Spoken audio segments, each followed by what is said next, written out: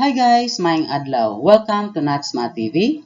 For today's video, my presentation is about the different forms of conditional propositions. So for the lesson objective, at the end of this video, you should be able to illustrate the different forms of conditional propositions. So to start, a conditional proposition is defined by this statement. If P, then Q. In symbol, we have here P implies Q, where P is called the hypothesis and Q is called the conclusion. So if we are going to identify the P and the Q in a given statement, for example, we are given this proposition. If it is a right angle, then its measure is 90 degrees. Now, if we are going to identify the P in this statement, so we can have it is a right angle, which is our P or the hypothesis. And our Q is its measure is 90 degrees, which is the conclusion. So to proceed, the different forms of conditional propositions. So of course, we start with the conditional proposition. If P then Q, in symbol we have here P implies Q. Now, another one we have here what we call the converse of the conditional proposition. When we say the converse, we just simply swap the variables P and Q. The Q now in converse becomes the hypothesis and the P becomes the conclusion. So the statement would be if Q then P. In symbol that is Q implies P. Another one is the inverse, which is the negation of the conditional proposition.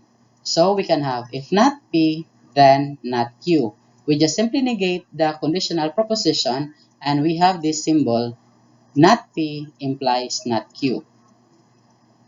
And the last one is about the contrapositive. If not Q, then not P.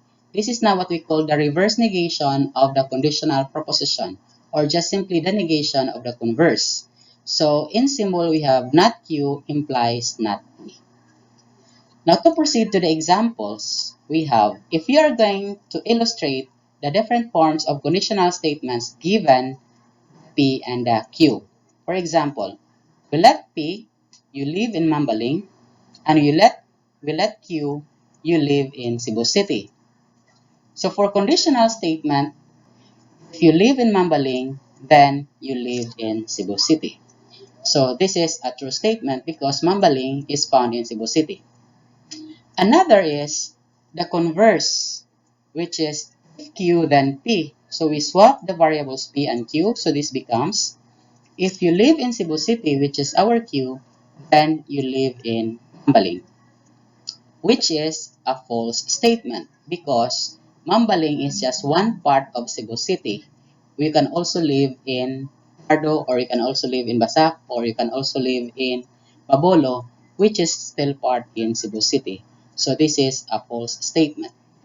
Another one is the inverse, the negation of the conditional statement. So if we are going to negate this conditional statement, that is now called the inverse. So we can state the compound proposition as, if you don't live in Mambaling, then you don't live in Cebu City. And the last one is the contrapositive, the reverse negation of the conditional statement. So we can say, if you don't live in Cebu City, then you don't live in Mambaling.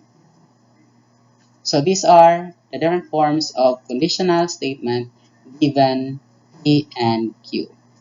Now let's proceed to another example. For example, you are going to illustrate conditional statements given our P square is a rhombus and our Q it has 4 equal sides.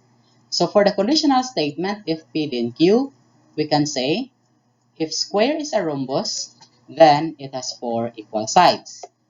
Square is a rhombus is our P, as 4 is equal side is our Q. Now for the converse, we swap the variables P and Q, so this becomes, if it has 4 equal sides, then it is a rhombus. Now you have to take note that the 8 here refers to the square. Another, the inverse. We negate the conditional, so we can write, if square is not a rhombus, then it has no equal sides. And lastly, the reverse negation, the contrapositive, if it has no equal sides, then it is not a rhombus, which is a true statement because the definition of a rhombus is a quadrilateral having four equal sides. Okay, let's proceed to our last example. Illustrate the conditional statements given P, x plus 5 equals 10, and Q, x equals 5. So our conditional statement can be, if x plus 5 is equal to 10, then x is equal to 5, which is, of course, a true statement. The converse can be written as, if x is equal to 5, which is our Q, then x plus 5 is equal to 10, which is also a true statement. And the inverse, the negation of the conditional, so we can say, if x plus 5 is not equal to 10, so as you can see with the symbol, then x is not equal to 5, which is of course a true statement. And the contrapositive, the reverse negation of the conditional, we can say, if x is not equal to 5, then of course x plus 5 is not equal to 10.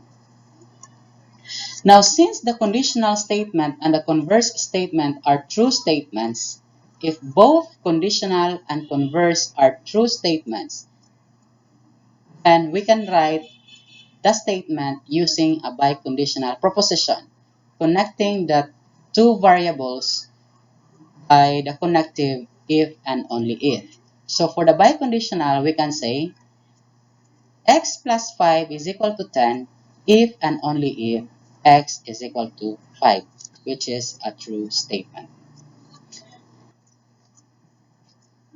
So before I go, let us have first this practice exercise. So write the conditional, converse, inverse, and contrapositive of the following. We have number 1, number 2, and number 3. So that's it. I hope you have learned something from this video.